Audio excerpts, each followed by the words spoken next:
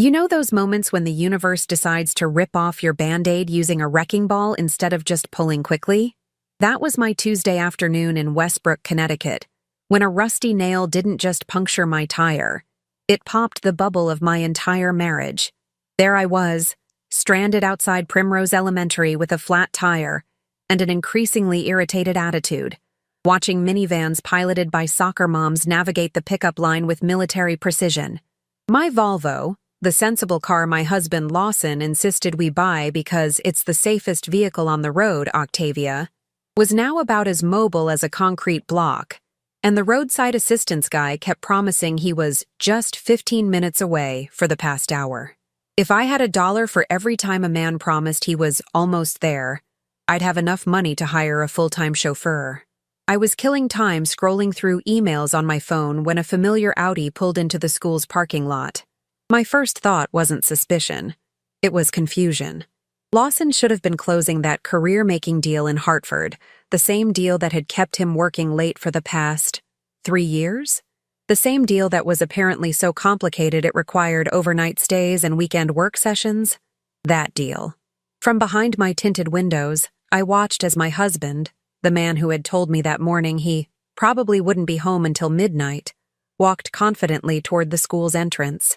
I ducked down instinctively, though he couldn't have seen me from that distance. 5 minutes later, he emerged holding hands with a little blonde girl around 6 years old. She skipped alongside him, her backpack bouncing with each step, her hair, the exact shade of Lawson's platinum blonde, catching the afternoon sun. "Daddy, can we get ice cream today? You promised last week." Her voice carried across the parking lot, sweet and clear. "Sure thing, Princess Willa. We'll stop at Morgan's on the way home. Mom's making your favorite for dinner." Lawson's voice had a softness I'd never heard before, a gentleness reserved apparently for children I didn't know existed. As they approached his car, the little girl looked in my direction, her head tilting curiously. "Daddy, who's that lady in the car over there?" Lawson barely glanced my way, his eyes skating over my vehicle without a flicker of recognition. "Just someone waiting for a tow truck, sweetheart. Not everyone takes good care of their cars like we do." The audacity. The absolute audacity. They climbed into his Audi and drove away, while I sat frozen, clutching my phone so tightly I'm surprised the screen didn't crack. The roadside assistance guy chose that moment to call and inform me he was just around the corner. Fantastic timing, as always. I didn't confront Lawson immediately. That's not how forensic accountants operate. We gather evidence, document discrepancies, and build airtight cases before making accusations. My professional specialty? Following the money to uncover financial fraud. How ironically appropriate. When the tow truck finally arrived, I made a split-second decision. "Can you take my car to Pearson's garage? I have something I need to handle first." I called an Uber and gave the driver very specific instructions. "Follow that silver Audi, but stay back a bit." The Uber driver, Malik, raised an eyebrow but complied. "Lady, this is giving serious spy movie vibes. You sure about this?" "Trust me. This isn't my first rodeo tracking someone who thinks they're being clever with money. Just a different kind of audit today." We followed Lawson's car to Morgan's ice cream shop, where he and the girl, Willa, spent 20 minutes at an outdoor table, him listening intently to her animated stories about school. Then we followed them to a neighborhood called Millbrook, the same upscale community I had suggested we buy in 3 years ago, but Lawson insisted was way out of our price range. The Audi pulled into the driveway of a stunning colonial with perfectly manicured hedges. A woman came out onto the porch, slender, brunette, elegant in that effortless Connecticut way. She kissed Lawson on the cheek and ruffled Willa's hair before they all disappeared inside. "Want me to wait?" Malik asked. "No thanks, but I will need your contact information for my records. A witness is always valuable when building a case." I spent the next week in investigative mode, taking personal days from work. What I uncovered was worse than any fraud case I'd ever handled professionally. Lawson had married Thea Palmer 8 years ago, 2 years before he even met me. He never divorced her. He had established a perfect rotation: 3 nights at our house in Westbrook, 4 nights with his other family in Millbrook. His business trips were actually just his normal family life. He had a daughter. A house in a neighborhood he claimed we couldn't afford. A whole existence I knew nothing about. The financial trail was even more disturbing. Lawson had been systematically diverting funds from our joint accounts I rarely checked because I trusted him to handle our investments. My own money had been paying for his daughter's private school tuition and his other mortgage. The forensic accountant had been financially defrauded under her own roof. I considered my options carefully. A quiet divorce? Too merciful. A public confrontation? Too messy and potentially counterproductive. No, this called for something more. Comprehensive. Something that would ensure both families understood exactly what kind of man they'd been sharing, unknowingly, for years. 2 more weeks of planning followed. I created separate identities for separate purposes. For the Millbrook family, I became Verna Palmer, Lawson's new business partner, organizing a celebratory dinner for his surprise promotion. For our Westbrook friends and family, I maintained the original plan. A surprise birthday celebration. I reserved a private event space at the Wellington, an upscale venue that neither family would recognize. The invitations went out, official-looking company letterhead for family number 2, and our traditional WhatsApp group for my side. I made sure the Millbrook crowd arrived 15 minutes before our Westbrook group. Everyone believed they were there to surprise Lawson. Nobody realized they were actually the surprise. As I finalized my preparations, I remembered something my grandmother once told me. The truth is like a lion. You don't have to defend it. Just let it loose and it will defend itself. I was about to unleash one hell of a lion. The art of deception. When your husband deserves an Oscar instead of a wedding band. The beauty of being a forensic accountant is that people assume we're just boring number crunchers who get excited about spreadsheets. They never suspect we're actually financial detectives with the patience of snipers and the attention to detail of brain surgeons. While Lawson was juggling 2 families like a circus performer with vertigo, I was methodically dismantling his house of cards. And let me tell you, that house had some seriously overpriced wallpaper. My first stop was the county records office, where a bored clerk named Debbie nearly choked on her Diet Coke when I explained my situation. "So you want marriage records for your own husband because," she asked, peering over her leopard print reading glasses, "because I have a sneaking suspicion I'm not his only wife." I smiled sweetly. "Just a little light reading for my book club." Debbie's eyes widened to the size of bagels. "Honey, that's not a book club. That's a crime scene." She was more helpful after that, pulling records that confirmed what I already knew. Lawson Reynolds had married Thea Palmer on May 15th, 8 years ago. He had then married me, Octavia Matthews, now technically not so legally Reynolds, 4 years later on September 3rd. No divorce filing existed anywhere in the system. Bigamy. It's not just a Mormon history lesson, folks. The financial investigation was equally illuminating. I tracked Lawson's complex web of accounts, discovering that my darling husband had been playing financial Jenga with our money. He'd set up a series of transfers that siphoned funds from our joint accounts through 3 different banks before landing in accounts that supported the Millbrook household. I had been unknowingly paying for Willa's ballet lessons and Thea's organic gardening hobby while pinching pennies to afford our Westbrook mortgage. "You need to trim your Starbucks habit, Octavia," he'd told me last month when I questioned our budget. "Those lattes add up." Meanwhile, he was maintaining a $750 monthly wine club membership for the Millbrook house. Nothing says devoted husband like gaslighting your wife about her $5 coffee while secretly funding a vineyard's worth of Cabernet for wife number 1. I needed more personal reconnaissance, so I created a LinkedIn profile for Verna Palmer, complete with a professional headshot, me in a brunette wig from Amazon, and sent Thea a connection request with a message about interior design opportunities. She accepted immediately. Apparently, Lawson's first wife was an interior designer who had worked on several upscale properties in the area. Her portfolio was impressive. No wonder our Westbrook house always looked like a furniture showroom had collided with a Pottery Barn catalog. Thea had probably selected every throw pillow while I was working overtime. Our coffee meeting at a cute bistro in Millbrook was surreal. Thea was gracious, articulate, and completely clueless about my true identity. She mentioned her husband, Lawrence, clever alias Lawson, several times, describing how supportive he was of her career despite his demanding finance job. "He's away on business a lot," she confided over her avocado toast. "But he always makes it home for Willa's recitals and school events. Family first, you know?" I nearly snorted espresso through my nose. How admirable. My ex was never that devoted. "Oh, I'm sorry to hear that," she said with genuine sympathy that made me feel slightly guilty for about half a second. "Don't be.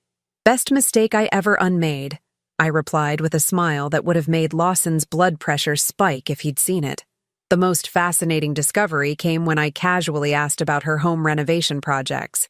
Thea proudly showed me photos of their Millbrook house, including the home office she had designed for Lawrence. "He insisted on this specific standing desk because of his back issues," she explained, scrolling through her phone. "And the ergonomic chair was a special order. He spends so much time working there when he's home." The identical standing desk and chair that Lawson had insisted we purchase for our Westbrook house, charging both to different credit cards, of course. The man couldn't even commit to original furniture.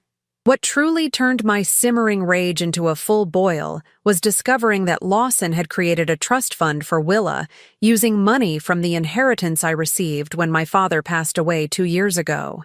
He had convinced me to let him invest it for our future family. Our future family apparently already existed. It just didn't include me. The more I uncovered, the more I realized that Lawson's deception wasn't just about having 2 wives. It was about creating 2 completely separate lives with meticulously constructed barriers between them. Different friends, different social circles, even different allergies. In Westbrook, he claimed shellfish made him break out in hives. In Millbrook, according to Thea, he loved her famous shrimp scampi. I executed the next phase of my plan with military precision. First, I contacted a lawyer specializing in unusual domestic situations. Marjorie Weathers, a shark in a designer suit who took one look at my evidence and actually rubbed her hands together with gleeful anticipation. 30 years practicing family law, and this might be the most magnificently disastrous case of male audacity I've ever seen, she declared, already drafting motions on her tablet. "We're going to own him so thoroughly, he'll need permission to breathe." While Marjorie prepared the legal avalanche, I focused on the logistics of my grand finale. The Wellington's event coordinator, Dennis, was puzzlingly enthusiastic about my unusual request. "So you want to book the Magnolia Room for a surprise party, but with 2 separate entrances and a dividing partition that can be removed at your signal?" he clarified, taking detailed notes. "Exactly. It's for a corporate team-building exercise, revealing hidden connections, that sort of thing." Dennis nodded sagely. "I did something similar for a bachelor party once. The groom still sends me Christmas cards from his therapy retreat. I created separate guest lists, ensuring both families would be well represented. For the Westbrook side, my best friend Vanessa, Lawson's colleague Parker, who had unknowingly helped maintain the charade, and Lawson's parents, Harold and Joyce Reynolds, who lived in Rhode Island and had always been suspiciously vague about visiting their son's other home. For the Millbrook side, Thea's book club friends, Willa's godparents, and Thea's mother, Elaine Palmer, who lived in Boston and had apparently never questioned why her daughter's husband was absent during so many family gatherings.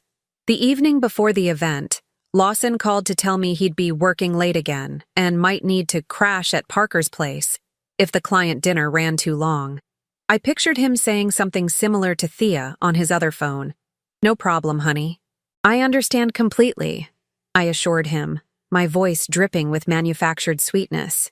Some things just can't be avoided. He had no idea how right I was. Checkmate, lovebird. When your husband underestimates the wife with a calculator.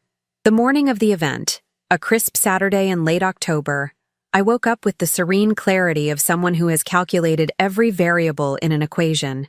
Lawson had left the previous evening with his overnight bag, claiming he needed to prepare for the Henderson presentation at the office. I smiled sweetly and packed him a lunch, complete with his favorite sandwich and a little note that read, "Knock 'em dead, honey." The dramatic irony was thick enough to spread on toast. What Lawson never understood about me, despite sharing a bed for 4 years, was that beneath my practical accountant exterior beat the heart of a chess player who thought 8 moves ahead. My father, before cancer took him, was a regional chess champion who taught me that patience wasn't just a virtue, it was a weapon. The amateur plays until they make a good move, he'd say, sliding a rook across the board. The master waits until their opponent makes a bad one. Lawson had made approximately 1,460 bad moves, one for every day of our marriage. I spent the morning finessing my presentation, a masterpiece of financial forensics I'd titled Accounting for Deception, a Case Study in Domestic Fraud. My PowerPoint featured color-coded flowcharts tracking every dollar Lawson had diverted from our accounts to the Millbrook household. I'd included timestamps of his business calls that matched perfectly with Willa's school events. The final slides contained the legal consequences of bigamy in Connecticut, up to 5 years in prison, financial fraud, another 7 potential years, and misappropriation of inherited funds, the icing on this felonious cake. My attorney, Marjorie, called while I was choosing between navy and black for my power suit. The judge signed the emergency orders, she reported, satisfaction evident in her voice. Bank accounts frozen, preliminary bigamy charges filed but sealed, and the forensic financial report has been submitted to the prosecutor's office. They're particularly interested in the tax fraud implications. Apparently, our friend has been claiming mortgage interest deductions on both properties. He always did hate paying taxes, I remarked, selecting the navy suit. Black was for funerals. Navy was for victory. One question, Marjorie continued. Are you sure you want to do the confrontation this way? We could just have him served at his office on Monday. Absolutely certain. Some lessons need an audience to truly sink in. I arrived at the Wellington 3 hours early, overseeing the final arrangements. Dennis, the event coordinator, had executed my vision perfectly. The Magnolia Room was divided by a retractable wall, creating 2 separate event spaces with distinct entrances. The east side, decorated in muted blues and silvers for the Westbrook crowd, featured photographs of Lawson and me throughout our 4-year relationship. The west side, in warm golds and creams for the Millbrook attendees, displayed pictures of Lawson as Lawrence, Thea, and Willa during their 8 years together. What neither group would notice until the wall retracted was the massive screen centered perfectly between both sections, currently hidden by the partition. And beneath that screen, a single chair facing both sides. Lawson's throne for the evening. The catering staff have been briefed on the partition removal timing, Dennis confirmed, checking his clipboard. And the courthouse courier will arrive at 8:30 sharp with the final documents for your husband to sign. Perfect. And the security team? 2 off-duty officers stationed discreetly by each exit, as requested. They understand this is a sensitive family matter with potential legal ramifications. I nodded, inspecting the chair positioned for Lawson. One last thing. Did the technician test the microphone system? Dennis demonstrated the wireless microphone and the perfectly balanced sound system that would ensure both rooms could hear every word once the partition was removed. We also have the recording capability set up as you requested, for legal purposes only, of course. Of course. By 6:30 p.m., guests began arriving. I greeted the Westbrook crowd as myself, explaining that Lawson would arrive later for his surprise. On the Millbrook side, my assistant Vanessa, now fully briefed and gleefully on board with the plan, welcomed guests as Verna's colleague, since they'd never met the real me. Lawson's parents, Harold and Joyce, arrived looking polished in country club attire, immediately asking where their son was. I'd always liked his parents, which made their complicity in this charade all the more painful to discover. He's on his way, I assured them. But while we have a moment alone, tell me, how often do you visit Lawson's other family in Millbrook? Harold's champagne glass paused midway to his lips. Joyce's smile froze so completely I worried she'd need to thaw it out with a hairdryer. I don't know what you mean, dear, Joyce managed, her eyes darting to Harold for support. I think you do. Your granddaughter Willa just turned 6 last month. I found the birthday card you sent her. It was in Lawson's glove compartment along with the glitter-covered thank you note she made. To the best grandparents ever, it said. Rather touching, actually. Harold set his glass down carefully. Octavia, perhaps we should discuss this privately. Oh, We're well past privacy, Harold. But don't worry. In about 30 minutes, nothing will be private anymore. Champagne? I left them looking shell-shocked and made my way to the kitchen, where I could monitor both rooms via the staff entrance. Through the small windows, I could see Thea circulating among her friends, elegant in a burgundy dress, while Willa, allowed to stay up late for the special occasion, twirled in a party dress nearby. On the Westbrook side, my colleagues from the accounting firm chatted with Lawson's work friends, all believing they were there for a belated anniversary celebration. The partition between the rooms, though thin enough to hear muffled conversations, kept both parties blissfully unaware of each other. At 7:45 p.m., I received the text I'd been waiting for from Parker. Just picked up LETA 15 Minier, he has no clue. I signaled to Dennis, who dimmed the lights slightly in both rooms. At precisely 8 p.m., Parker escorted a bewildered-looking Lawson through the east entrance, where our Westbrook friends erupted with cries of, "Surprise!" Lawson, confused but smiling, was guided to the central chair I'd placed for him. "What's all this about?" he asked as I approached, kissing my cheek automatically. "Just wait," I murmured, taking the microphone from Dennis. "Everyone from Westbrook, thank you so much for coming tonight. Before we continue, there's someone else who should join our celebration." I nodded to Dennis, who pressed a button that slowly retracted the partition wall, revealing the stunned Millbrook crowd on the other side. As the wall disappeared, both groups fell into confused silence, staring at each other across what had become one large room. Thea, standing near the front of her group, locked eyes with me, then looked at Lawson, then back at me. Her champagne glass slipped from her fingers, shattering on the hardwood floor in a perfect soundtrack to the moment. "Thea," Lawson gasped, half rising from his chair before dropping back down as if his legs had turned to water. "Lawrence," she responded, her voice barely audible. "What's happening? Who are these people?" I raised the microphone. "Allow me to introduce myself properly. I'm Octavia Reynolds, Lawson's wife of 4 years. And you must be Thea Palmer Reynolds, Lawson's wife of 8 years. Isn't this nice? The gang's all here." The projector screen illuminated behind me, displaying the title slide of my presentation, "The Double Life of Lawson Reynolds, a Financial and Marital Fraud Case Study." Lawson's face had achieved a color I'd never seen on a living person before, somewhere between spoiled mayonnaise and library paste. "Octavia," he hissed, "this isn't funny, appropriate, legal." I clicked to the next slide, which showed our marriage certificate alongside his earlier marriage certificate to Thea. "Neither is bigamy, darling, but that didn't stop you." The silence that followed my announcement lasted precisely 4 seconds before the room erupted into chaos. Thea's mother, Elaine, clutched her pearls so dramatically I worried she might accidentally garrote herself. On the Westbrook side, Lawson's colleague Parker muttered, "Holy spreadsheets," before wisely stepping away from ground zero. I clicked to the next slide, which displayed a timeline of Lawson's double life, complete with color-coded bars showing his carefully orchestrated schedule of deception. Red for nights at our Westbrook home, blue for his Millbrook residence, and yellow for the mythical business trips that allowed him buffer days to transition between identities. "For those just catching up," I continued, my voice projecting clearly through both sides of the now unified room, "Lawson Reynolds, or Lawrence, as he's known in Millbrook, has been maintaining 2 separate families for the past 4 years. 2 wives, 2 homes, 2 completely different lives.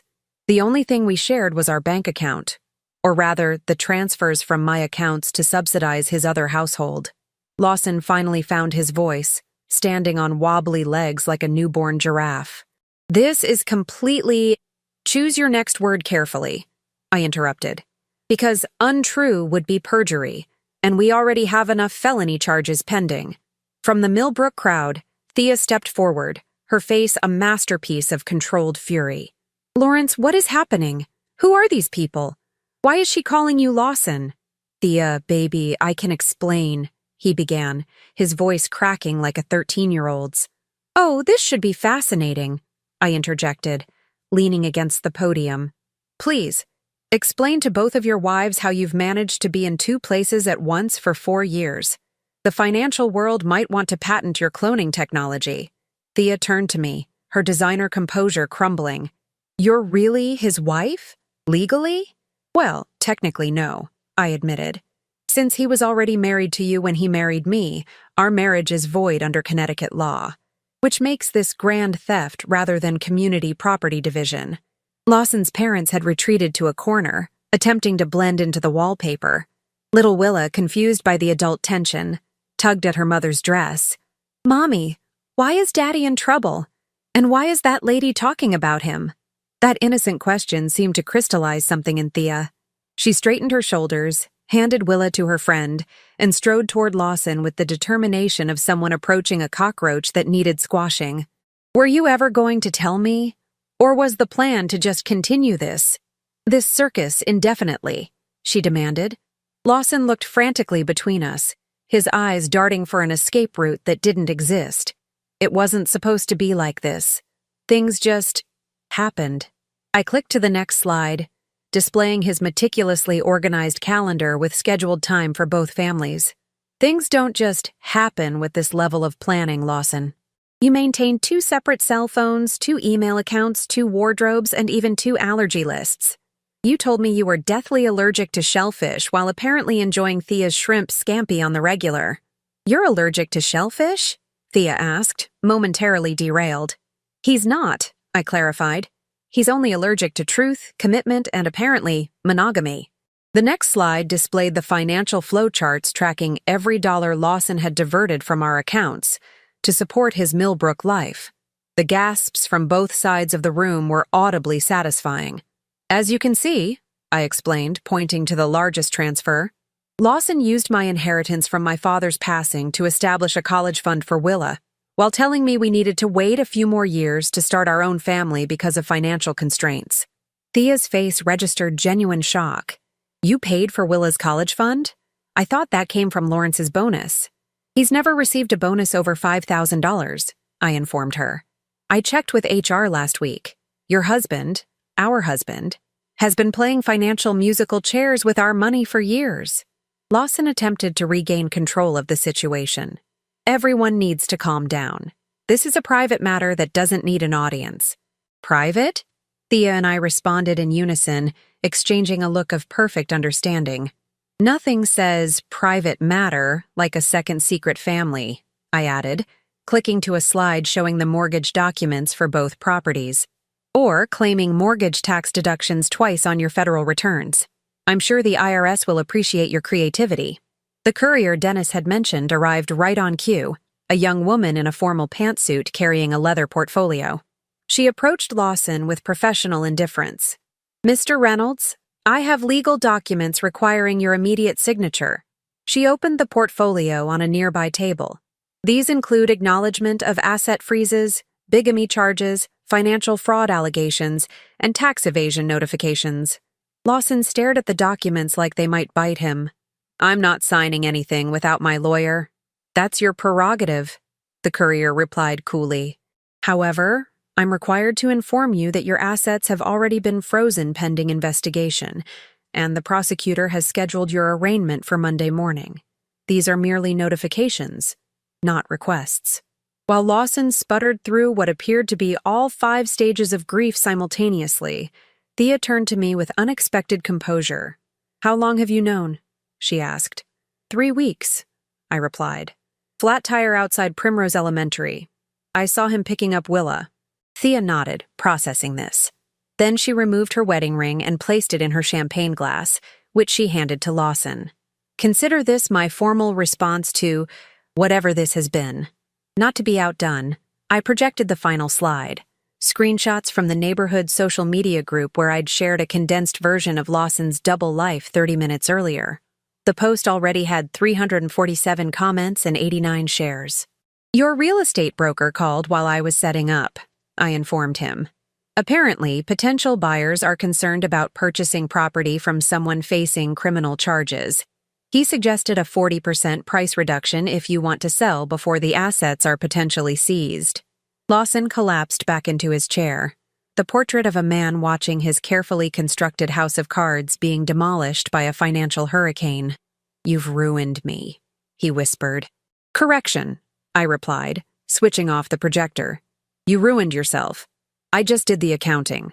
The aftermath was simultaneously chaotic and precisely orchestrated. The security officers escorted a shell-shocked Lawson out after he'd been served with all the legal documents. Both sets of in-laws made hasty exits, avoiding eye contact with everyone. Most guests dispersed quickly, though a few lingered, clearly torn between social propriety and the desire to witness the spectacular implosion of Lawson Reynolds' double life. In a plot twist I hadn't anticipated, Thea approached me as the room cleared, her eyes red but her voice steady. I found his second phone last year, she confessed quietly. I convinced myself he was just having an affair. Somehow that seemed more normal than this. He told me he needed the second phone for international clients, I replied, feeling a strange solidarity with this woman I'd spent weeks investigating. Thea glanced toward where Willa sat with her friend, blissfully distracted by dessert. What happens now? I considered this as I gathered my presentation materials. Legally? He's facing charges. Financially? Asset freezes while they investigate. Personally? I shrugged. That's up to us. She nodded, understanding the weight of that statement. Then, with the poise of someone who'd designed perfect spaces her entire life, Thea raised her water glass. To new beginnings. I clinked my glass against hers. And better accounting. 6 months after what the Westbrook Chronicle tastefully dubbed the Reynolds Revelation, life has settled into a new normal that feels more authentic than anything I experienced during my 4-year fraudulent marriage. Turns out, discovering your husband's secret family is like ripping off a designer Band-Aid. Painful in the moment, but ultimately revealing a wound that needed proper attention. Lawson's legal troubles cascaded like dominoes after that fateful night at the Wellington. The bigamy charges alone would have been manageable. A Class D felony in Connecticut typically results in probation for first-time offenders. But when you add tax fraud, financial misappropriation, and what his prosecutor colorfully termed systematic deception for financial gain, the situation becomes less quirky romance novel and more cautionary tale about men with multiple phones. He accepted a plea deal last month. 2 years in a minimum security facility where his primary complaint is apparently the lack of standing desks. The universe has a wonderfully precise sense of justice sometimes. The media attention died down after the initial frenzy, though I still occasionally spot someone in the grocery store doing a double take before whispering to their companion. I've learned to wink at them, which usually sends them scurrying toward the frozen food section. Small pleasures. As for the practical aftermath, the legal system worked with surprising efficiency once Marjorie unleashed her particular brand of righteous fury. Since my marriage was legally void ab initio, lawyer speak for it never actually existed, I was entitled to recover every dime Lawson had diverted from my accounts, plus damages. The judge was particularly unsympathetic when presented with evidence that he'd used my inheritance to fund Willa's college account. The court finds the defendant's actions especially contemptible, Judge Harrison declared during sentencing. Using funds from the plaintiff's deceased father to support a separate household while actively preventing her from starting her own family represents a betrayal that transcends simple fraud. In a twist worthy of a financial karma textbook, I not only recovered my money but also ended up with our Westbrook house free and clear after Lawson's assets were liquidated to pay restitution. The mortgage that had seemed so oppressive under his careful budgeting was suddenly manageable on my solo income. Funny how household expenses decrease dramatically when you're not secretly supporting a second family in a more expensive neighborhood. The most unexpected development has been my unlikely friendship with Thea. After the initial shock wore off, we discovered we had more in common than just terrible taste in men. We've started meeting monthly for what we call auditing sessions. Part support group, part strategy meeting, and part excuse to drink mid-priced wine without judgment. Thea retained custody of the Millbrook house in her settlement, though she recently listed it for sale. Too many ghosts, she explained during our last lunch. Not the supernatural kind. The my entire marriage was a carefully orchestrated lie kind. I understood completely. Willa, now approaching 7, knows only that her father made bad choices and needs time to think about them. Thea and I agreed that protecting her from the full truth was the one decent thing we could do in this indecent situation. Children deserve better stories about their origins than your father maintained elaborate spreadsheets to juggle his multiple lives. My accounting firm, impressed by my forensic work on my own case, promoted me to head of the financial fraud division. Nothing sells expertise like personal experience. I now teach seminars on detecting domestic financial deception, and my calendar stays consistently booked. If there's one thing America loves more than a scandal, it's learning how to avoid becoming part of one. Lawson's parents send awkward Christmas cards to both households, carefully avoiding any mention of their son. Last month, they invited Thea, Willa, and me to a painfully polite lunch, where Joyce Reynolds kept compulsively refilling water glasses while Harold examined his silverware with archaeological intensity. They're trying, in their emotionally constipated New England way. I suppose some family connections survive even nuclear-level implosions. As for dating again, that's still in the theoretical future stage. My trust issues currently require their own zip code, though my therapist assures me this is both normal and temporary. In the meantime, I've rediscovered parts of myself that got lost in the whirlwind of Lawson's manipulation. My love for chess tournaments, weekend hiking trips, and spontaneous road trips where I don't meticulously account for every mile. Yesterday, I drove past Primrose Elementary and realized I hadn't thought about that flat tire in weeks. The cosmic irony doesn't escape me. The universe had to physically stop my car to open my eyes. Sometimes the breakdown is the breakthrough. I've started teaching a financial literacy course at the community center, focusing specifically on helping women understand their household finances. Trust but verify is our unofficial motto, though one participant suggested we change it to men lie, bank statements don't. I considered it, but the marketing department thought it might limit our audience reach. The question people ask most often is whether I regret the very public nature of Lawson's unmasking. Could I have handled it privately, with more dignity and less drama? Perhaps. But as my father used to say over our chess games, sometimes the only way to beat a player who cheats is to flip the entire board. Besides, dignity is overrated when compared to the satisfaction of watching a meticulous con man realize his entire scheme has been outplayed by the woman he underestimated for years. Sometimes a flat tire isn't just an inconvenience. It's the universe's way of telling you to stop, look around, and recalibrate your journey. And if that flat tire happens to deflate an entire fraudulent marriage along the way, well, that's just efficient cosmic accounting. Apparently, when your husband calls your family pathetic while texting his mistress under the table at your 5-year-old's dinosaur birthday party, the court sees it less as having a bad day and more as being the human equivalent of a dumpster fire behind a Walmart. There I was, Victoria Harrison, 34, the soon-to-be ex-Mrs. Graham Harrison Esquire, standing in a lawyer's office clutching transcripts of my husband's greatest betrayal hits like they were Taylor Swift tickets.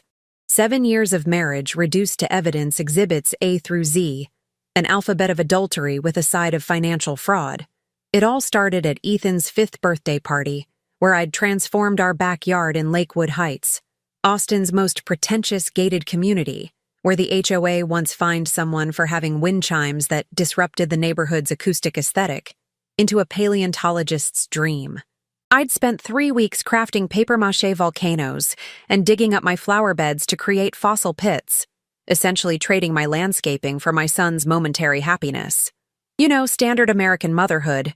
Destroy your property value to entertain children who'd rather be playing Fortnite.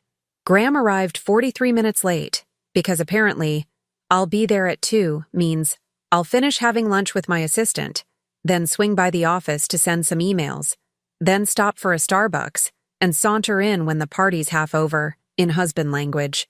He waltzed in wearing his $3,000 suit to a children's party like he was expecting to close a merger with the clown, while our son was surrounded by 12 other kindergartners from the Lakeside Academy, a place that charges more for finger painting lessons than my parents paid for my entire college education. My darling husband leaned in close, bourbon breath assaulting my senses. "I'd rather be with her than stuck at this pathetic family charade," he whispered. apparently thinking I couldn't hear him over the chorus of tone-deaf 5-year-olds butchering happy birthday.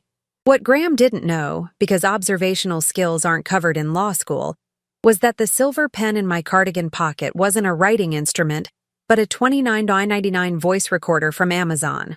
Prime shipping, free returns, and the ability to document marital treachery, truly living the American dream. I wasn't always Inspector Gadget with recording devices. Before becoming an amateur surveillance expert, I was just your standard trophy wife who gave up her design school dreams faster than suburban moms abandon diets after a tough Tuesday. But when your husband starts taking emergency client calls at 11 p.m. on Saturdays and returns smelling like he fell into a vat at the Chanel factory, even the most trusting wife starts considering alternative career paths in espionage. "Victoria, you're too distracted to notice anything," he'd said at our Memorial Day barbecue, laughing with his law firm buddies while flipping burgers that would later give everyone mild food poisoning. A metaphor for our marriage if I ever saw one. "She thinks I'm working late. It's actually pathetic how clueless she is." That night, I ordered the recorder, which Amazon helpfully categorized as frequently bought together with divorce self-help books and single-serving wine glasses. By 4th of July weekend, I had enough material to produce a 13-episode Netflix series called How to Gaslight Your Wife While Banging Your Assistant, a legal professional's guide to ethics violations. The star of this potential Emmy winner? Sylvia Paxton, his 29-year-old assistant with lips so overfilled they had their own zip code and a Harvard law degree that apparently specialized in dictation taken horizontally. "I just need to figure out how to keep the lake house and minimize what I give her," Graham told someone on the phone one night while I was supposedly asleep upstairs, probably dreaming about having a faithful husband like the delusional idiot he thought I was. "The idiot doesn't even have her own career. She dropped out of design school to support me. Can you believe that?" He laughed. "Best investment I ever made." That line would later cost him approximately $42,569 per word in the settlement. But the birthday party whisper? That was the pièce de résistance, the cherry on top of my evidence Sunday. What kind of monster trashes his family while his kid is literally making a wish for more Legos and less parental dysfunction? 1 week later, I interviewed 3 divorce attorneys. The first 2 were men recommended by friends. Both seemed competent, but had the aggression level of golden retrievers at a dog park. Then came Grace Reynolds, a 48-year-old legal barracuda in Jimmy Choo heels, whose resting face screamed, "I eat male attorneys for breakfast and floss with their egos." "Mrs. Harrison," she said after hearing 15 minutes of my recordings, finally revealing a smile that reminded me of documentaries about great white sharks. "With these recordings, we're not just going to divorce your husband.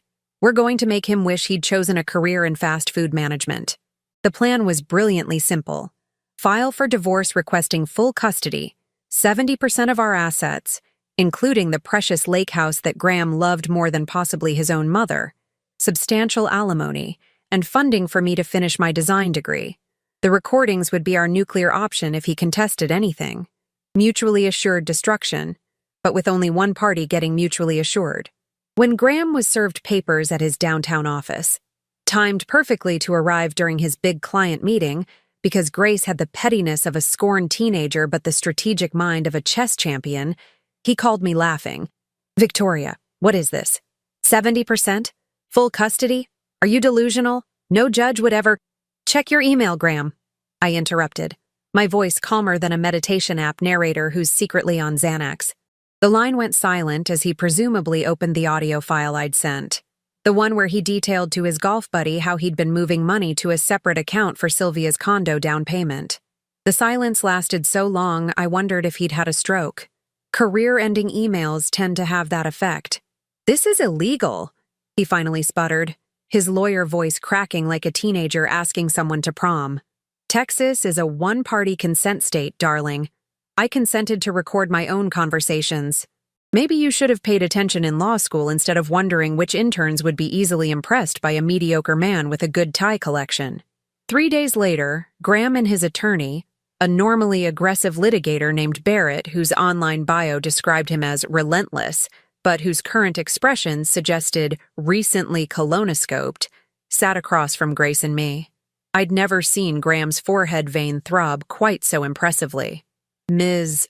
Reynolds," Barrett began, looking like he wanted to retire immediately. "My client is prepared to accept Mrs. Harrison's terms in full, provided the recordings remain confidential." Grace smiled her shark smile. "We'll need the agreement executed today and the first alimony payment by Friday. Consider this a rush fee for years of emotional labor." And just like that, 7 years of marriage ended in a 90-minute meeting on a rainy Thursday afternoon. Graham signed away the lake house, agreed to my custody terms, and committed to paying for my degree completion, all while looking like he was simultaneously passing a kidney stone and realizing he'd never be made partner now. As we left the building, Grace handed me a business card. "For when any of your friends need me," she said with a wink. "The recorder wives always win." Now you might be wondering what happened to poor, unsuspecting Sylvia. Last I heard, she and Graham are sharing his new 800-square-foot studio apartment near his office. From 4,500 square feet on the lake to a place where the shower is basically in the kitchen. Turns out romance loses its spark when you're splitting rent, and your boyfriend's salary is mostly going to alimony and child support. Who would have thought that investing in the future Mrs. Harrison too? Zero would yield such disappointing returns? Meanwhile, Ethan and I moved to the lake house permanently. I re-enrolled in design school, started a small interior design Instagram that's actually taking off, and have dinner with my sister Faye every Thursday when she drives in from Dallas. But this isn't the end of the story, because Graham Harrison made one critical mistake beyond the cheating, the lies, and the insults. He underestimated exactly who he married. And that, my friends, is where our story really begins. Graham's first mistake was cheating. His second was getting caught. His third, and most catastrophic, was showing up unannounced at the lake house 3 weeks after our divorce was finalized, still acting like he owned the place. Spoiler alert, a man who can't even own his mistakes definitely doesn't own this real estate anymore. I was in the middle of my Reclaim Your Space renovation project, which involved transforming our formerly masculine dark wood and leather great room into something that didn't look like a hunting lodge designed by a man compensating for nature's shortcomings. The walls were now a serene sea foam, the mounted deer head, Graham's pride and joy, had been donated to a local dive bar's men's room for target practice, and his precious leather recliner, the throne from which he'd issued so many complaints about my cooking, had mysteriously found its way to Goodwill, where even the desperate passed it by. "What the hell did you do to my house?" Graham stood in the doorway, his face cycling through emotions like a slot machine that keeps landing on horrified loser. "Our house? Oh, honey," I smiled sweetly. "I think you meant to say my house." I pointed to the framed divorce agreement hanging prominently above the fireplace. Not subtle, but then again, neither was sleeping with your assistant while your kid blows out birthday candles. Interior design tip. Nothing ties a room together quite like legally binding documentation of your ex's moral failures. He walked through the space like a health inspector in a gas station bathroom, wincing at each change. "Where's my grandfather's whiskey cabinet?" "Sold it on Facebook Marketplace. Turns out mid-century furniture is very popular with the hipster crowd in East Austin. Paid for Ethan's summer camp," I replied. "Though technically, I sold my cabinet, according to that fancy document you signed faster than a teenager agreeing to unread terms and conditions. You had no right to—" Section 12. Paragraph 3 of our agreement states that all furniture and decorative items not specifically listed in Appendix B became my sole property, I recited, channeling my inner Grace Reynolds with a side of, "I told you so" sauce. Maybe read the paperwork before you sign it next time. Or is reading comprehension something they only teach at Harvard to the assistants you're not sleeping with? Graham's face cycled through 50 shades of purple. In our marriage, I'd been trained to back down when he got that look, the one that said I was being difficult and irrational. The same way you train a golden retriever to sit, except with emotional manipulation instead of treats. Amazing how much less intimidating that expression becomes when the person making it no longer controls your bank accounts or your self-esteem. "Where's Ethan?" he demanded, changing tactics faster than a politician caught on a hot mic. "At his playdate with Connor from school." You'd know that if you'd bothered to check the co-parenting app the court ordered you to use. I smiled sweetly. The same app that logs when you miss check-ins. It's like Instagram for parental negligence and, honey, you're trending. Graham collapsed onto my new white sofa, with his shoes on naturally. The man respected boundaries about as well as a toddler respects a freshly mopped floor. I've been busy at work. Too busy for the mandatory parent-teacher conference last Thursday, the one where Ms. Bentley asked about Ethan's home situation because he told his class that Daddy loves his work friend more than Mommy. Nothing says Father of the Year quite like being your kindergartner's first case study in betrayal. That landed like a slap. For all his faults, Graham had always prided himself on being perceived as a good father, even if the reality fell somewhere between absent and when is baseball season over. Image management was his specialty, like being the guy who posts charity 5K photos on Instagram but takes an Uber to the finish line. Victoria, this divorce is killing me professionally. Barrett says clients are requesting different attorneys. The partners are concerned about optics. I resisted the urge to play the world's smallest violin with the world's largest bow. Gosh, it's almost like actions have consequences. Who could have predicted that cheating on your wife, raiding your marital assets, and getting caught in spectacular fashion might impact how people see you? It's almost like integrity matters in a profession based on trust. Weird. I need to use the lake house for a client retreat next month, he said, switching to his negotiation voice, the one he practiced in the shower that made him sound like he was auditioning for a Batman villain role. It would go a long way toward repairing my professional reputation. I burst out laughing so hard I nearly choked on my own disbelief. Let me get this straight. You want me to lend you my house so you can pretend to clients that you still own it? That's not just delusional, that's pathological. Next, you'll be asking to borrow my identity because yours is in the credibility dumpster. I'll pay, he offered, desperation creeping into his voice like mold in a foreclosed McMansion. Graham, the spousal support you send each month is already technically your money paying for my house. This would just be, what's that accounting term you love? Double dipping, like your dating strategy during our marriage. He stood up, brushing imaginary lint from his $3,000 suit. The business equivalent of a codpiece, all show and symbolism. You know, you've changed. Thank you. That's literally the nicest thing you've said to me in years. I've upgraded like an iPhone, while you're still running the same buggy operating system. It wasn't a compliment. And yet, I smiled. I'm taking it as one, along with the house, the retirement account, and the good china. As he headed for the door, shoulders slumped in defeat like a participation trophy dad at a competitive travel soccer tournament, I couldn't resist one parting shot. How's the studio apartment working out? Sylvia adjusting to life without a walk-in closet? I hear relationships really blossom when you can hear each other's bathroom activities through paper-thin walls. He froze. How did you know about the closet thing? Oh, Graham. You really think the recorder was the only trick up my sleeve? Sylvia's been complaining to her sister about your temporary living situation for weeks. The sister who happens to be in my Thursday night book club. The look on his face was better than therapy and cheaper too, which matters when you've been a financially dependent spouse whose husband controlled the credit cards like a dictator with nuclear codes. Small world, isn't it? Almost as small as your apartment. Though I hear the fold-down Murphy bed is very European chic. Very divorced dad who didn't plan ahead. I waved cheerfully. Close the door on your way out.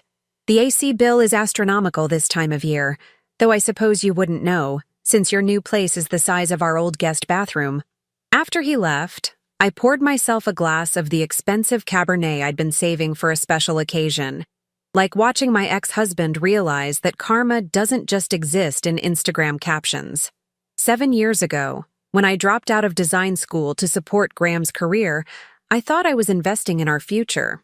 Turns out I was just funding the lifestyle to which he and his future girlfriend would become accustomed, like a human Kickstarter for someone else's happiness. But here's what Graham never understood about me. I wasn't just some trophy wife he picked up at a law school mixer. Before I became Mrs. Harrison, I was Victoria Mercer, daughter of a poker champion and a high school drama teacher.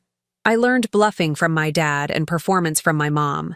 The soft-spoken, accommodating wife.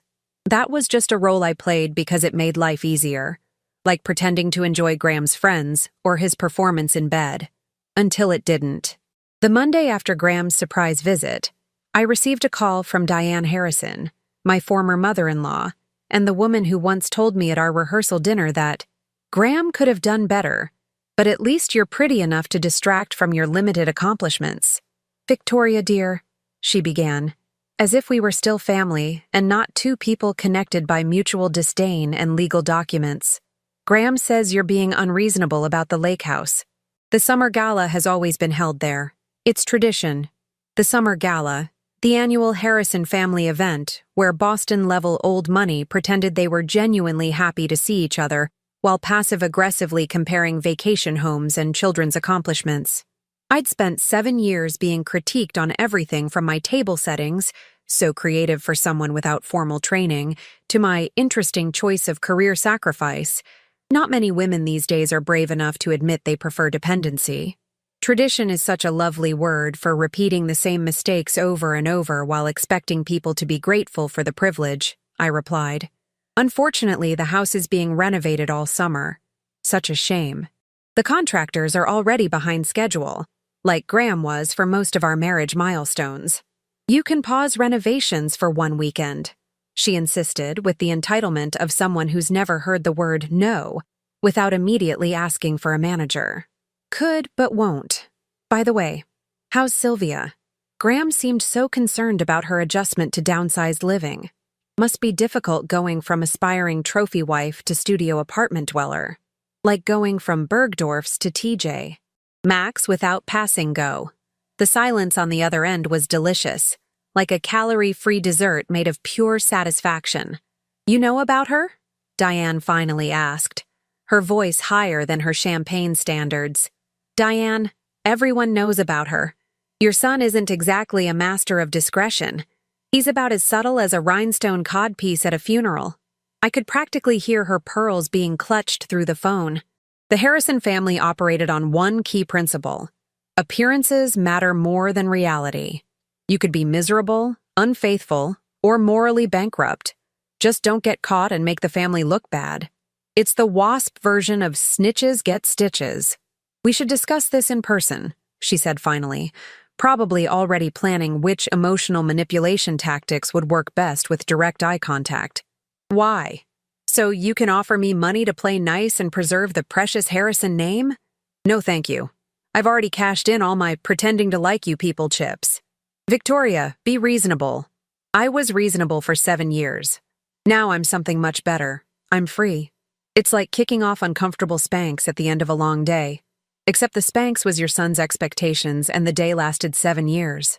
After hanging up, I checked Ethan's lunchbox for his return from the playdate and found a surprise, a small plastic dinosaur with a note from Graham. Miss you, buddy. See you this weekend. Love, Dad. For a moment, something almost like guilt flickered.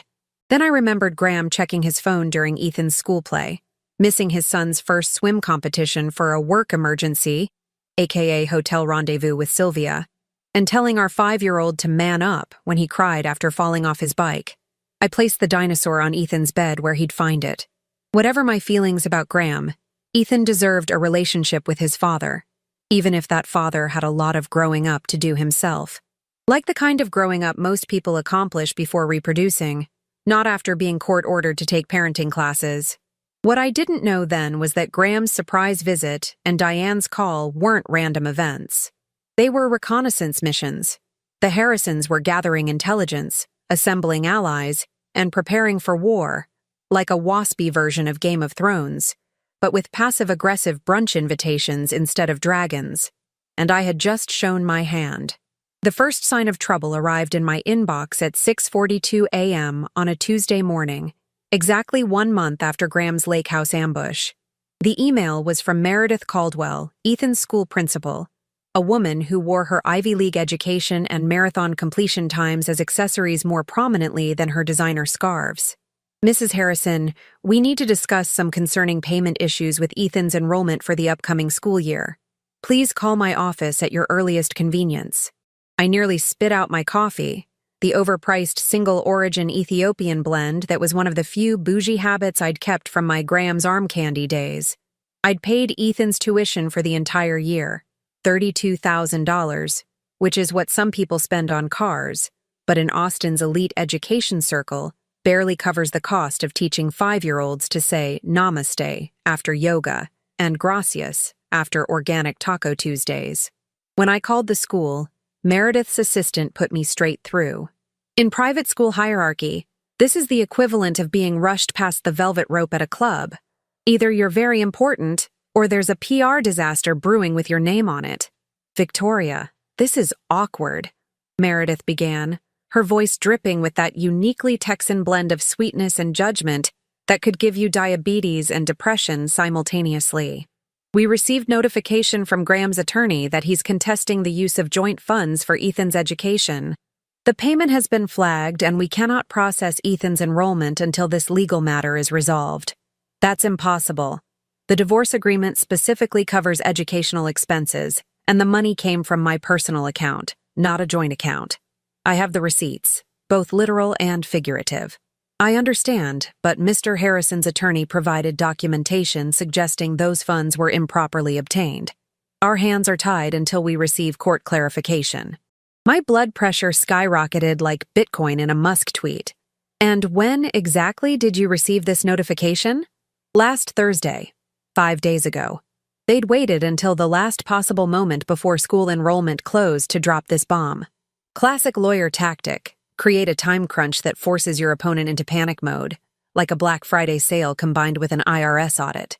I'll handle this immediately, I said, already mentally rehearsing the scathing text I'd send Graham, something along the lines of, "Congratulations on finding new ways to be terrible at parenting without technically committing child abuse." But before I could hang up, Meredith cleared her throat with the ominous precision of someone about to say something they've rehearsed in front of a mirror.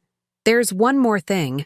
Given the circumstances, the board is reviewing Ethan's situation. Lakeside Academy prides itself on providing a stable environment. Bitter custody disputes can be disruptive to our community standards. I gripped my phone so hard I'm surprised it didn't compress into a diamond. Are you threatening to expel my 5-year-old because his father is being vindictive? What exactly are your community standards? Children whose parents stay in loveless marriages for the sake of continuous enrollment. Of course not. She backpedaled faster than a politician caught on a hot mic. We're simply concerned about Ethan's well-being. Perhaps both parents could attend our mediation session next week. I ended the call before saying something that would definitely get Ethan expelled and possibly get me added to a school security watch list. 2 minutes later, my phone buzzed with a text from Graham. Heard from Lakeside? Let's talk. Lunch at Perla's, 1 p.m. The audacity of this man would be impressive if it weren't so infuriating. He creates a crisis, then positions himself as the solution, like an arsonist applying for a firefighting job. I texted back, "Can't make lunch. Too busy fixing your mess." Again, it's like having another child, except this one has a law degree and erectile dysfunction. Instead of meeting Graham, I called Grace Reynolds, who answered on the first ring because sharks never sleep. "They're making a play for the house," Grace said after I explained the situation. Classic strategy. Create leverage by threatening something you value, then offer a compromise where you give up what they really want. It's negotiation 101, or as I call it, how men in expensive suits think they're being clever. But the house is mine, fair and square. No judge would overturn that. Correct. Which is why they're going after Ethan's school placement. They know you'd do anything for your son, including potentially renegotiating settled assets. It's like holding a puppy hostage to steal your car. My stomach dropped faster than home values during the 2008 housing crisis. So what's the countermove? First, we file an emergency motion about the school tuition. Second, we need to understand what we're really dealing with. Grace paused with the dramatic timing of someone who's practiced in delivering plot twists. "Victoria, how much do you know about Graham's finances?" "Everything in the disclosure documents." "And you trust those documents are complete?" "Because I trust them about as much as I trust a gas station sushi display in August." I thought about it. Graham had surrendered remarkably quickly when faced with the recordings. Almost too quickly. like a toddler who stops arguing about bedtime. It usually means they've hidden something under the mattress. You think he's hiding assets? I said, the realization dawning like a hangover on New Year's Day. I think it's worth finding out. Graham folded too easily for a man with his ego and resources. It's like watching a poker player fold with a full house. Something's not right. Do you still have access to any of his accounts, passwords, or documents? Grace asked, probably already mentally spending her contingency fee percentage. I didn't. But what I did have was something potentially more valuable. An invitation to Faye's book club that evening, where Sylvia's sister Audrey would be present. In the suburban intelligence community, book clubs are like CIA black sites, but with more wine and passive aggression. Book club that night was held at Janine's McMansion in Westlake Hills, a house so aggressively large it seemed to be compensating for something. Probably Janine's husband Todd's personality. The wine flowed freely and the gossip even more so. I arrived fashionably late, armed with a $50 bottle of Pinot Noir and a mission that would make Jason Bourne look like an amateur if he wore Lululemon and carried a tote bag that said rosé all day. Audrey Barnes wasn't hard to spot. She had the same carefully maintained blonde highlights and designer handbag as her sister. The kind of woman who says, "I don't need Botox yet," while being physically unable to show surprise. I maneuvered to sit next to her during the discussion of whatever book no one had actually read beyond the Amazon reviews. 3 glasses of wine later, as the conversation devolved from literary criticism to relationship drama, faster than a Bachelor contestant's Instagram following after the finale, I made my move. So, Audrey, how's your sister doing these days? Sylvia, right? I think our partners work together. Audrey rolled her eyes so dramatically it was a wonder her lash extensions didn't take flight. She's a mess. Apartment living is traumatic for her after Graham promised her the lake house. She had already started a Pinterest board called Lake House Glow Up with 47 varieties of shiplap. I nearly choked on my wine. He promised her my house? Realizing her mistake, Audrey backpedaled like a circus performer. I mean, he said eventually they'd have a place on the lake. You know how men exaggerate, like dating profiles and retirement accounts. Oh, absolutely. I nodded sympathetically.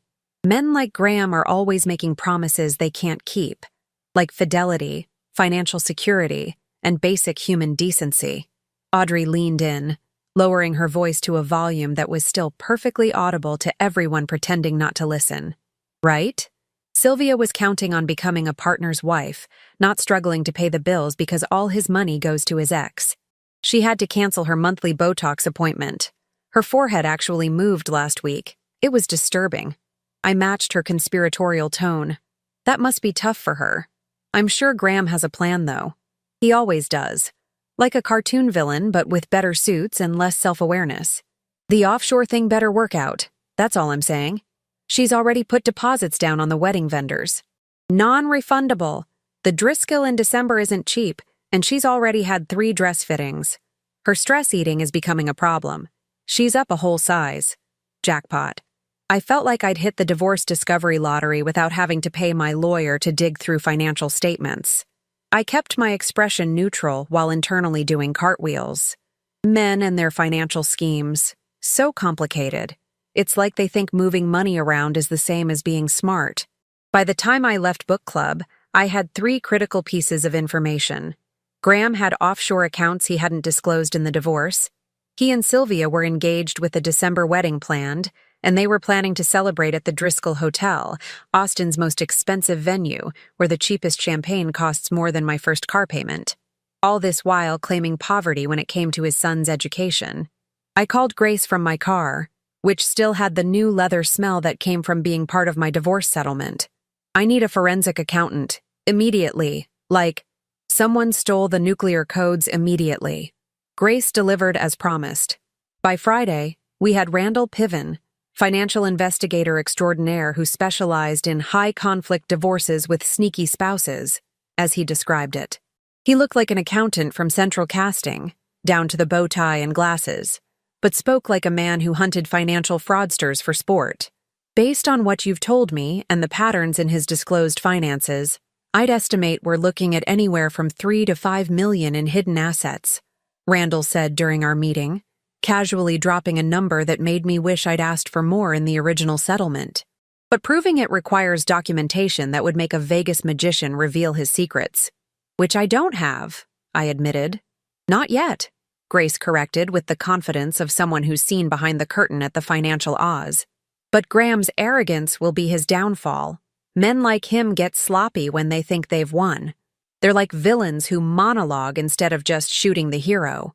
That afternoon, I received another text from Graham. We need to resolve this school situation. Dinner tomorrow? For Ethan's sake. This time, I accepted. Know thy enemy, especially when they're picking up the check. The following evening, I arrived at Jeffrey's steakhouse in a black dress that screamed, "Funeral for our marriage," and red heels that added 3 inches of height and confidence. My lips were the same shade of red as the bottom of my Louboutins, the universal color of mess with me and find out.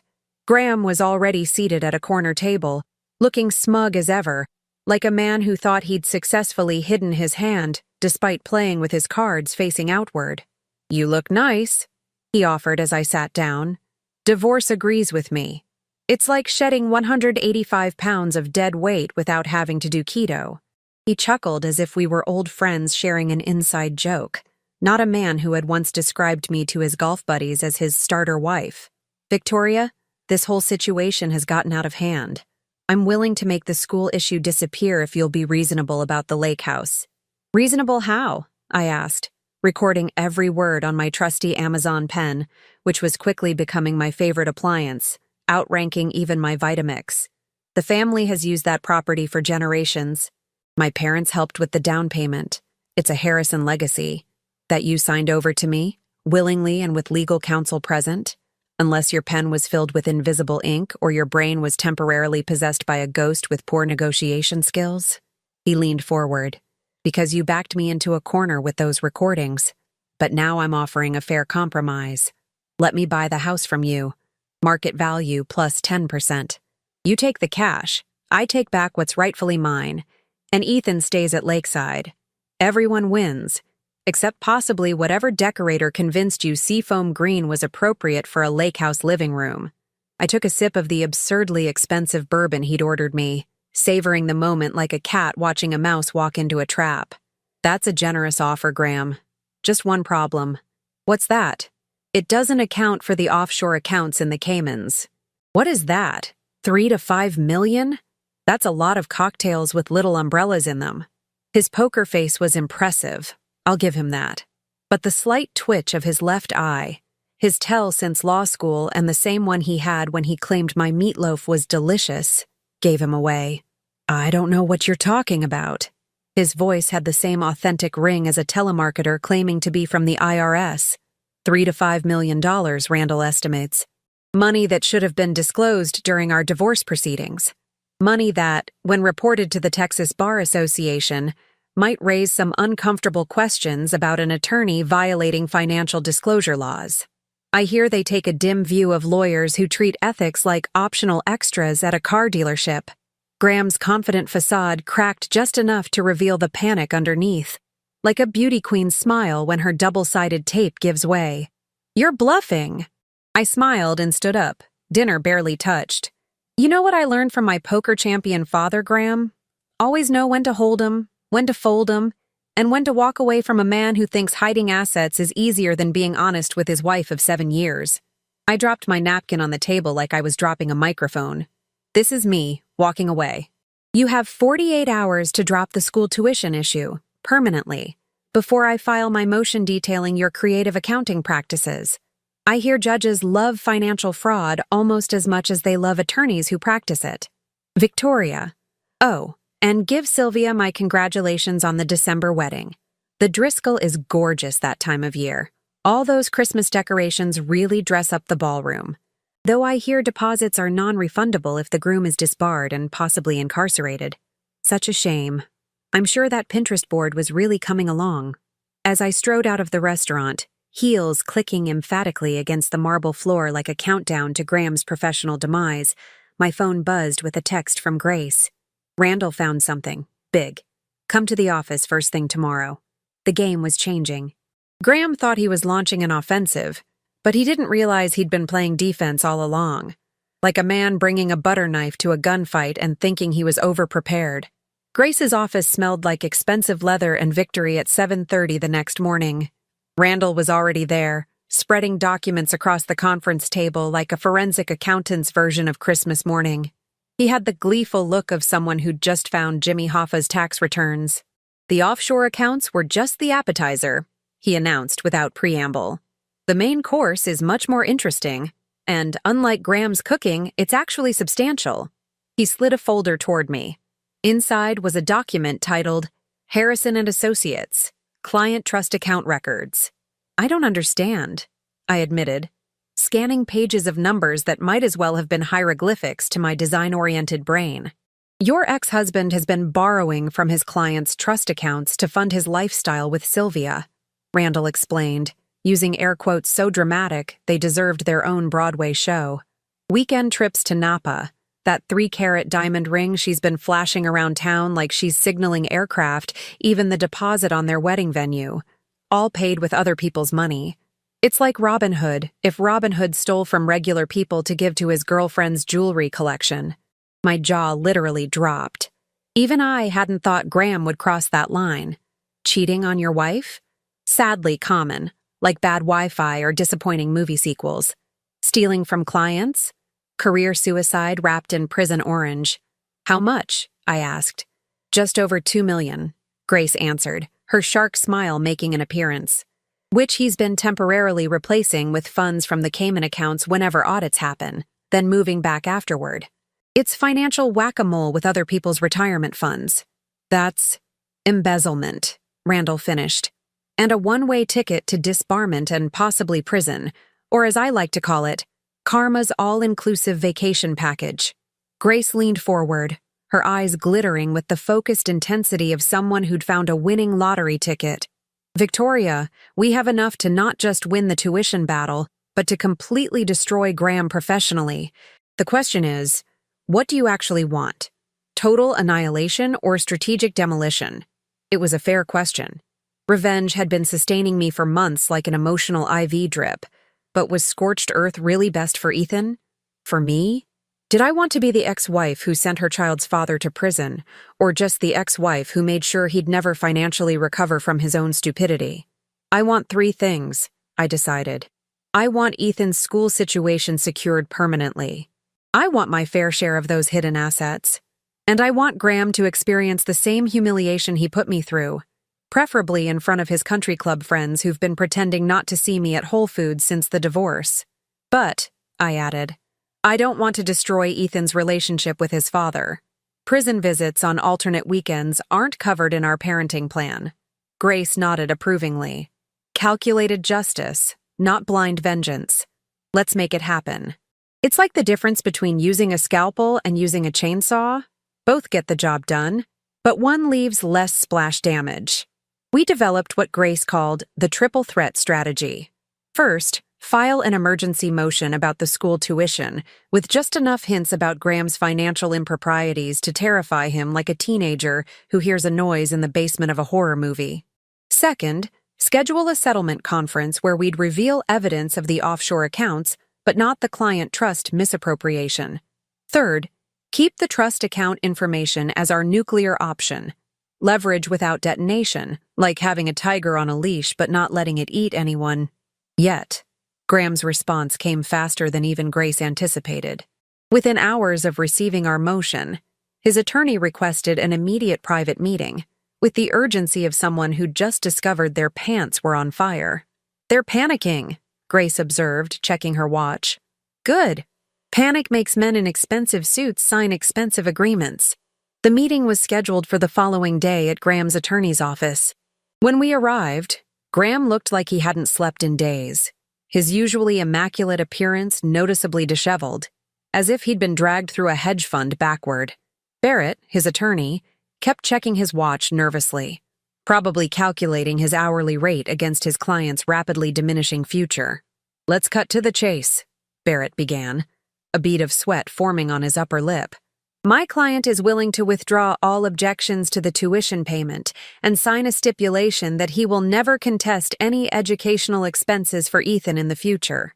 Grace slid our counter-proposal across the table with the precision of someone dealing the final hand in a high-stakes poker game. Our terms have evolved, like a Pokemon, but with more zeros. Graham scanned the document, his face transitioning from pale to ashen, like watching someone cycle through an Instagram filter called impending doom. This is extortion. This is consequences, I corrected. They're like actions, but they happen afterward and usually involve attorneys. $3 million from the Cayman accounts transferred to a trust for Ethan's future. Full permanent custody to me with your visitation rights contingent on perfect compliance with all support obligations. And a public apology to me at the Harrison family summer gala. Think of it as performance art, but the art is your dignity. That's outrageous, Graham sputtered, looking like a tea kettle about to blow. I'll never. Page 2 outlines our alternative course of action. Grace interrupted smoothly, tapping a manicured nail on the document. It's like a choose-your-own-adventure book, but both adventures end with you losing. One just involves less public humiliation and potential incarceration. Barrett read it first, his eyes widening to the size of cocktail onions. He whispered something to Graham, whose defiance crumbled in real time, like watching a soufflé collapse in a slammed oven door. You wouldn't, Graham said quietly. All bluster evaporated faster than discount perfume. Even you wouldn't go that far. I leaned across the table, channeling every strong female character I'd ever admired. Try me. I used to help you practice your closing arguments, remember? I know exactly how to deliver one of my own. The difference is, mine would be to the Texas Bar Association and possibly the FBI. 20 minutes later, we had a signed agreement. Graham looked physically ill as Barrett notarized the documents, as if each stamp was landing directly on his future prospects. Was it worth it? I asked him when Grace stepped out to make copies. Throwing away our marriage, Ethan's stability, your integrity, all for what? So Sylvia could post Instagram photos from first-class lounges with captions like "blessed" and "living my best life" while using stolen money. That's not just morally bankrupt, it's creatively bankrupt. You don't understand the pressure I was under, he muttered. The firm, my parents, their expectations. It's not easy being a Harrison. No, you don't understand, I corrected. I spent 7 years supporting those expectations, planning perfect dinner parties for your clients, raising our son practically alone while you worked 80-hour weeks and apparently several hours weekly with your assistant's dictation. I would have continued supporting you if you'd just been honest and faithful. You didn't break our marriage because of pressure. You broke it because you were weak. Like undercooked pasta. Looks fine on the outside but falls apart under minimal pressure.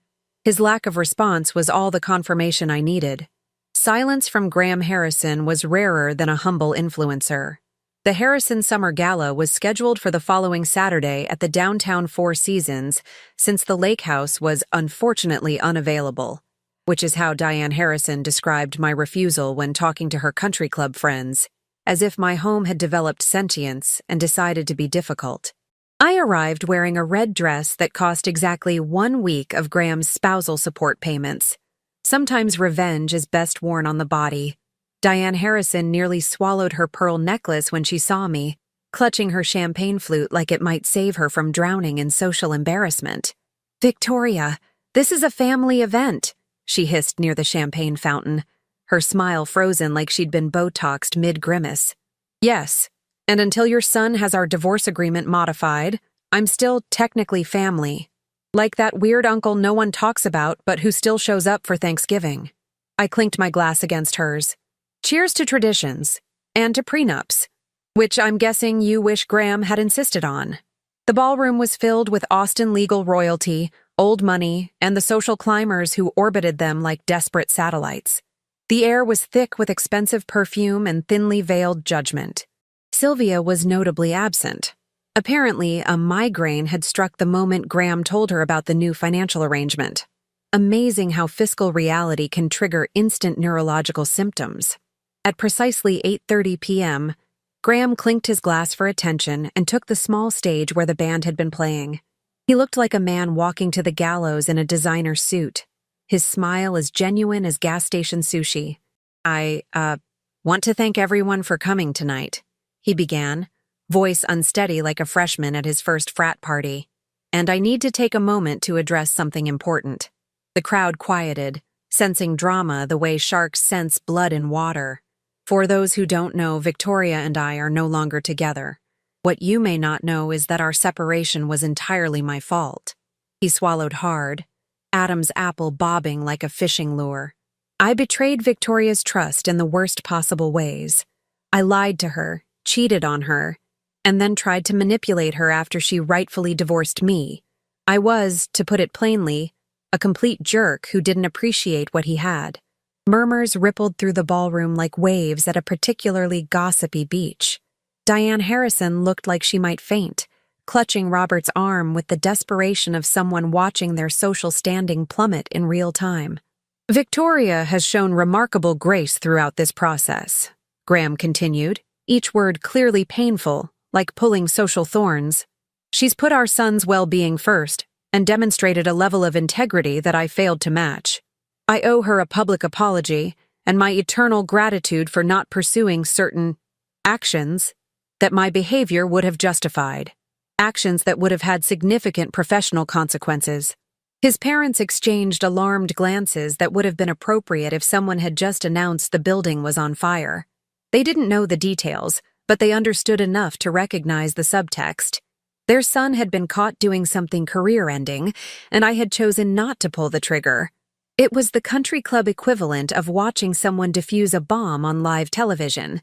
"To Victoria," Graham raised his glass in my direction, "I am profoundly sorry. You deserved better, and I hope that someday I can earn your forgiveness, or at least your respect." The crowd, thoroughly confused but loving the spectacle like it was a reality TV season finale, applauded awkwardly as Graham practically fled the stage. I caught his father, Robert Harrison, staring at me with newfound respect, or perhaps fear. Either worked for me, like a versatile accessory that matches multiple outfits. As I prepared to make my own exit, Barrett approached, looking less like a shark and more like a remorseful barracuda. "That was merciful," he said quietly. "The trust account information would have destroyed him." "I don't want destruction," I replied. "I just wanted justice, and for my son to still have a father, flawed as he may be. Prison visits are hard to coordinate with soccer practice." Barrett nodded. For what it's worth, I've advised Graham to seek counseling. This was a wake-up call he desperately needed, like a defibrillator to the ego. On my way out, I passed Diane Harrison, who grabbed my arm with surprising strength for a woman in her 70s who had previously claimed she couldn't carry her own shopping bags. "Why didn't you ruin him when you could have?" she demanded. "What's your angle?" I gently removed her hand. "The difference between you and me, Diane, is that I don't need to destroy people to feel powerful. I just need them to know that I could have. Good night." Lovely party. The crab puffs were almost as good as the ones I served at last year's gala. Almost. Driving home to my lake house, watching the water shimmer under the moonlight like nature's own mood lighting, I felt something unexpected. Peace. Not the burning satisfaction of revenge, but the quieter contentment of having stood my ground and emerged stronger. Like surviving a tornado and finding your house still standing while the storm chaser's van is upside down in a ditch. The next morning, as Ethan and I made pancakes shaped like dinosaurs, his artistic direction, my spatula skills, my phone pinged with an email notification. Graham had enrolled in therapy, transferred the first installment to Ethan's trust fund, and signed Ethan up for the father-son fishing program he'd always been too busy for. Baby steps from a man who'd been crawling morally for years. It wasn't a fairy tale ending, but sometimes justice isn't about destroying your enemy. Sometimes it's about creating consequences significant enough to force change, like training a particularly stubborn dog who keeps peeing on your designer rug. And sometimes, the most satisfying revenge is simply rebuilding a life so beautiful that the person who hurt you has no choice but to acknowledge what they lost. It's like renovating the house they abandoned, then having it featured in Architectural Digest. Petty, but with excellent interior design. 1 year after the summer gala showdown, I stood in my kitchen watching Ethan and his dad attempt to make s'mores in our backyard fire pit. Graham was showing him how to perfectly toast a marshmallow without setting it on fire, a skill that seemed ironic coming from a man who had so thoroughly burned down his own life and then tried to roast mine for dessert. Life after nuclear family fallout isn't what you'd expect, I told my sister Faye as we sipped wine on the deck. No one hands you a manual called, "So you've survived your husband's midlife crisis. Now what?" A guide to rebuilding while he's still finding pieces of his dignity. The past year had unfolded in ways I never could have predicted, like a reality show that suddenly introduces plot twists mid-season. Graham had actually stuck with therapy. Turns out having your entire professional reputation dangling over a pit of ethical violations is quite motivating, like training a dog with premium treats. But the treats are not going to prison. He'd moved from his depressing studio to a modest 3-bedroom in a family-friendly neighborhood, started showing up consistently for Ethan, and even developed the previously undiscovered ability to co-parent without being a complete jerk. It was like watching Godzilla learn to knit. Unexpected, slightly awkward, but oddly satisfying. "Look at you, all emotionally evolved and stuff," Faye observed, refilling our glasses. "Remember when you wanted to burn all his suits and mail the ashes to his law firm with a note that said, 'Season's greetings from karma'? Growth," I shrugged, though I stand by that being an excellent idea at the time. Macy's would have charged a fortune for that level of custom gift wrapping. The truth was, finding peace had been its own journey, like hiking Everest, but with less oxygen and more legal paperwork. After the adrenaline of divorce warfare faded, I had to face the real question. Who was Victoria without the anger? Without the revenge plotting? Without defining myself as Graham Harrison's wife or Graham Harrison's ex-wife? It was like trying on clothes after a radical weight loss. Some things fit, others needed alterations, and a few needed to be ceremoniously burned in a cleansing ritual involving sage and tequila.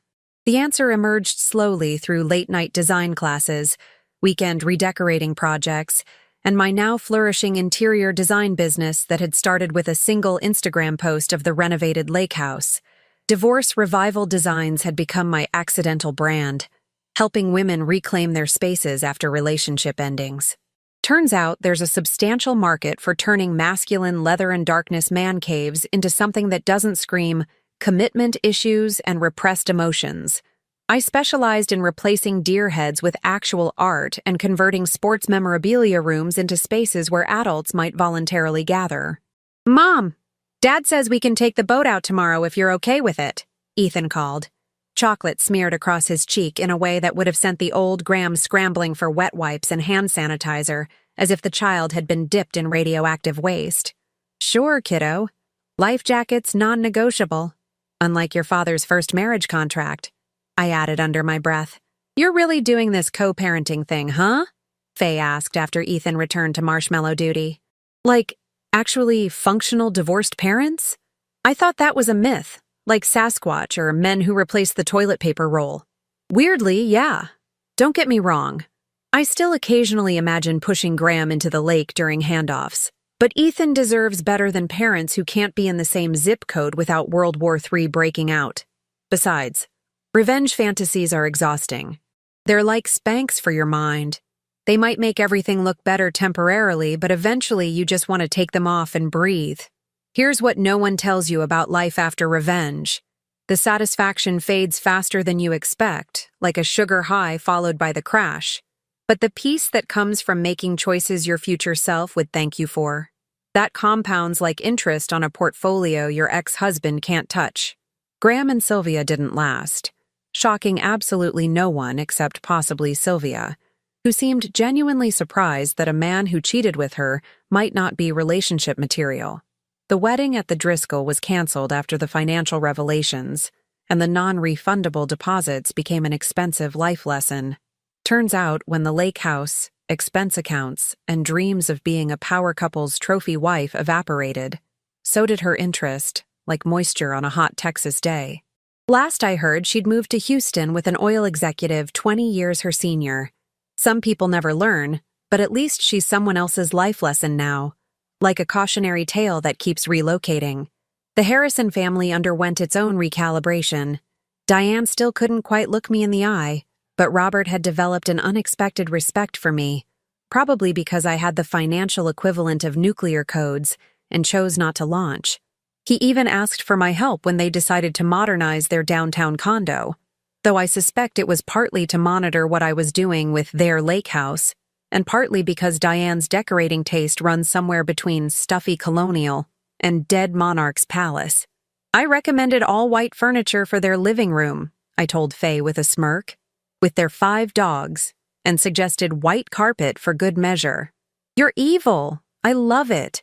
It's like psychological warfare, but with throw pillows.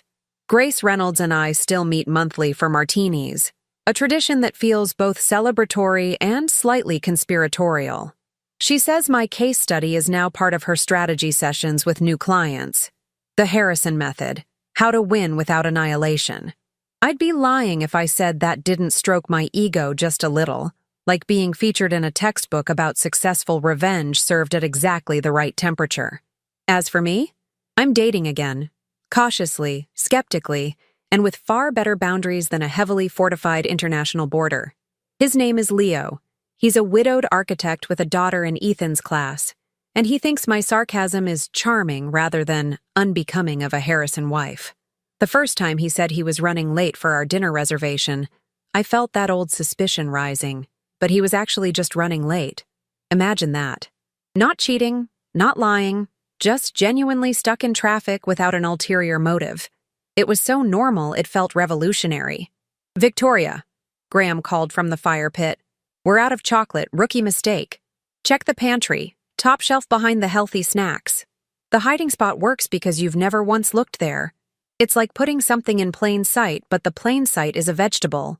He laughed, actually laughed, and headed inside. We'll never be friends, Graham and I. Too much history, too much hurt. But we've found something that works better for us. Mutual respect with clearly defined boundaries, enforced by both legal documents and the knowledge that I still have copies of those trust account records in a safety deposit box. Trust but verify, as my poker-playing dad would say, or in modern terms, keep receipts. As the sun set over the lake, casting golden light across the water, I realized that the greatest revenge wasn't in Graham's public humiliation or financial penalties. It was in this. I had become the woman I was always meant to be before I got lost in being someone's wife. Like finding a vintage designer piece under layers of discount clothing. "Mom!" Ethan called, holding up a perfectly toasted marshmallow. "I did it. Look." I walked over and gave him a high five, catching Graham's eye briefly over our son's head. "Nice work, buddy," I said to Ethan, but the acknowledgement was for both of them. Progress, however small, deserves recognition, like training a previously untrained puppy to finally pee outside. The thing about revenge is that it's a lot like those marshmallows over the fire. Hold on too long, get too greedy, and everything goes up in flames.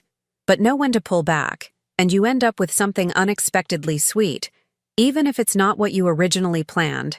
And sometimes the best revenge isn't serving it cold after all. It's not serving it at all, and finding that your life tastes better without it. Like finally trying the entree after filling up on appetizers of resentment for years.